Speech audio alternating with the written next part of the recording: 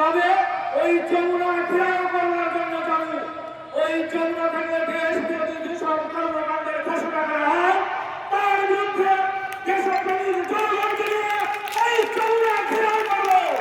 তার আগে আজকে এই সাম্রাজ্য বিরোধী দেশপ্রেমীর জনগণ যে ভোট মন্ত্রের ডাক দিয়েছে সেইটাকে সফল করার জন্য আসুন আমরা সবাই ঐক্যবদ্ধ হয়ে এই কর্মসূচিকে সফল করি।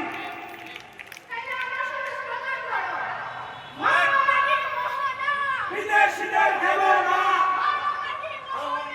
বিদেশিদের হবে না,